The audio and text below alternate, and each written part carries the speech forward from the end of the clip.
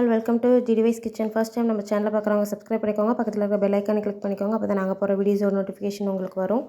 இன்றைக்கி என்ன ரெசிபி பார்க்க போகிறோன்னா, சிக்கன் எடுத்து எப்படி சிம்பிளாக ஒரு குழம்பு வைக்கிறது அப்படின்னு தான் காட்டியிருக்கேன். ஸோ வாங்க எப்படி செய்கிறதுன்னு குயிக்காக பார்த்துடலாம். இதுக்கு ஒரு மிக்சர் ஜாரில் 1 ஸ்பூன் சீரகம், 1 ஸ்பூன் கசகசா அண்ட் 1 ஸ்பூன் சோம்பு எடுத்துக்கிறேன்.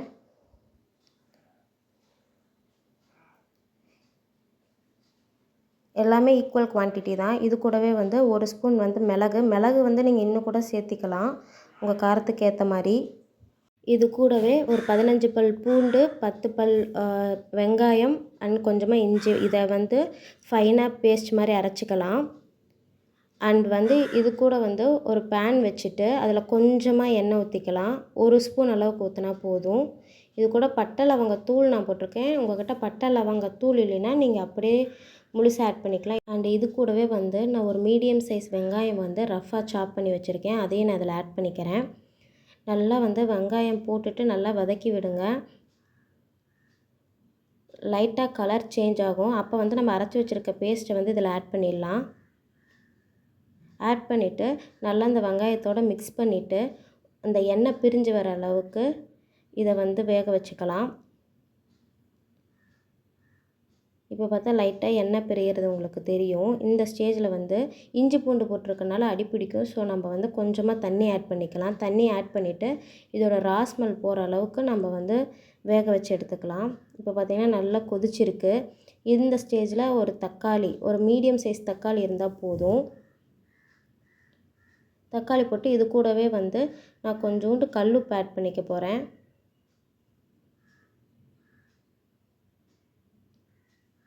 ஒரு ஸ்பூன் அளவுக்கு நீங்கள் போட்டுக்கலாம். போட்டு நல்லா மிக்ஸ் பண்ணி விட்டுருங்க. இது கூடவே ஒரு 1/4 டீஸ்பூன் மஞ்சத்தூள்,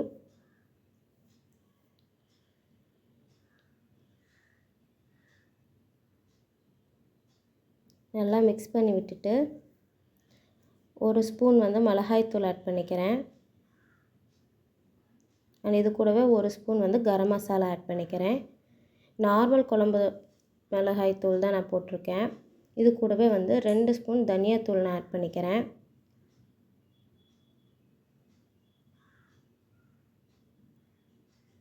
இப்போ இது எல்லாத்தையும் ஒன்றா மிக்ஸ் பண்ணிடலாம்.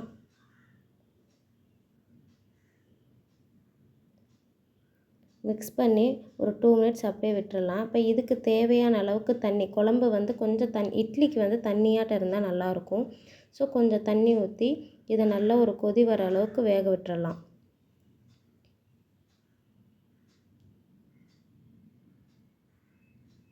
இப்போ பார்த்திங்கன்னா நல்லா கொதித்து வந்திருக்கு. இந்த ஸ்டேஜில் தான் நம்ம சிக்கன் ஆட் பண்ண போகிறோம். நல்லா அந்த குழம்பு கொதித்து வரணும். எண்ணெய் பிரிஞ்சு இருக்குது. இந்த சைடில் பார்த்தாவே உங்களுக்கு தெரியும். இந்த ஸ்டேஜில் சிக்கன் ஆட் பண்ணி ஒரு 10 மினிட்ஸ் மீடியம் ஃப்ளேம்லேயே வேக விடுங்க. ரொம்ப ஹையாகவும் இருக்கக்கூடாது, ரொம்ப லோவாகவும் இல்லாமல் மீடியம் ஃப்ளேமில் வேக வச்சாவே போதுமானதாக இருக்கும். ஒரு 10 மினிட்ஸ் நல்லா வேக விடுங்க. 10 to 15 மினிட்ஸ் வரைக்கும் நீங்கள் வச்சுருக்கலாம்.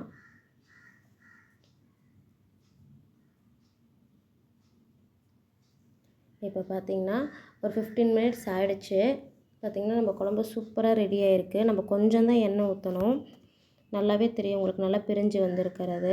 இது கூடவே நான் கொஞ்சம் பெப்பர் தூள் ஆட் பண்ணி குழம்ப ரெடி பண்ணிக்கிறேன். அவ்வளோதான், நம்ம சிக்கன் குழம்பு ரெடி ஆகிடுச்சு. இது இன்னும் கொஞ்சம் கெட்டியாக வச்சிங்கன்னா சாதத்துக்கும் சூப்பராக இருக்கும். இந்த ரெசிபி பிடிச்சிருந்தால் லைக் பண்ணுங்கள், ஃப்ரெண்ட்ஸ் அண்ட் ஃபேமிலி மெம்பருக்கு ஷேர் பண்ணுங்கள். ஏதாச்சும் டவுட் இருந்தால் கமெண்ட் பண்ணுங்கள். அண்ட் தேங்க்ஸ் ஃபார் வாட்சிங்.